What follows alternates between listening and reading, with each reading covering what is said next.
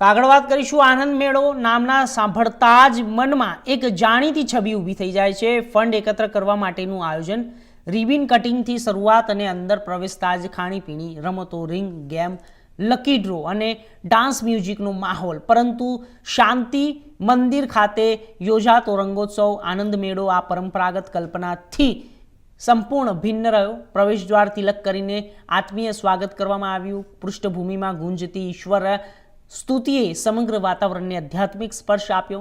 મેળાનો મુખ્ય હેતુ માત્ર મનોરંજન નહીં પરંતુ ભારતીય સંસ્કૃતિ, શિસ્ત અને પરંપરાનો સંદેશ આપવાનો રહ્યો। દરેક સ્ટોલ પર સ્વરિચિત હસ્તકલા અને આ સાથે આર્ટવર્ક, વિવિધ સર્જનાત્મક કૃતિ પ્રદર્શિત થઈ। મુલાકાતીઓ માત્ર ખરીદી નહીં પરંતુ પોતાની આવડત અને કૌશલ્યને ઓળખવાના અવસરો પણ મેળવ્યો। ખાણીપીણીના સ્ટોલોમાં સંપૂર્ણ સ્વદેશી, સ્વાદિષ્ટ અને સ્વચ્છ વાનગીઓ પીરસાઈ, જે આરોગ્ય અને પરંપરાનો સુંદર સમન્વય દર્શાવતી હતી। સમગ્ર મેળો શિસ્તબદ્ધ અને સંસ્કારસભર વાતાવરણમાં યોજાયો। સમાજની સંસ્કૃતિ સાથે જોડાવાનો અનોખો પ્રયાસ સાબિત થયો। ચૈતાલીબેન બતાવો। દ્વિદિવસીય રંગ મહોત્સવ મેળામાં 2 દિવસથી અમે બધા અહીં બપોરે 4 વાગ્યાથી 8 વાગ્યા સુધી કન્ટિન્યુ સ્કેચીસ કરે છે। આ દરેક સ્ટુડન્ટ્સે અહીંયા આવનાર જેટલા પણ વિઝિટર્સ હતા અને પાઠશાળાના જેટલા પણ વિદ્યાર્થીગણો એ બધાના સ્કેચીસ કર્યા અને આ સ્કેચીસનું કોઈ પણ મૂલ્ય લેવામાં આવ્યું નથી અને 2 દિવસના આ મેળામાં લગભગ 100થી વધારે સ્કેચીસ થયા છે।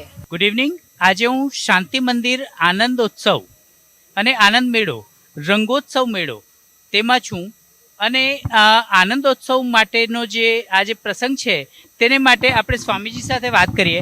સ્વામીજી, આપ જણાવશો કે આનો ઉદ્દેશ્ય શું છે અને કેવી રીતે જાય છે? नमस्ते। शांति मंदिर ने ये जो आनंद मेला आयोजित किया है, इसका उद्देश्य एक ही है कि हम अपने आप से जुड़ सकें।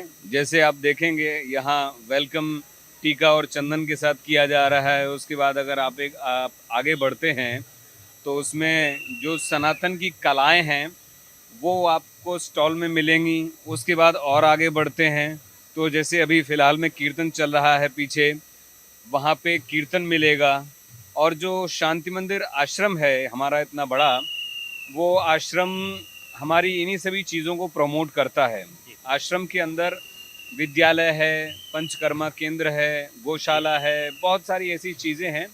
तो प्रत्येक व्यक्ति को मतलब व्यक्तिगत रूप से दिखाना बहुत मुश्किल हो पाता है। तो इसीलिए आनंद मेला के ज़रिए हम उनको यहाँ का एक विशेष रूप से स्पंदन दे पाते हैं। तो वो भी इस स्पंदन का अनुभव करता है और आनंद मेला का लाभ उठाता है। और रंगोत्सव आनंद मेला विशेष जो नाम है, वो रंगोत्सव है तो होली का, लेकिन हम कई रंग जो कि दिखने के नहीं अनुभव करने के हैं ऐसा दे सकें।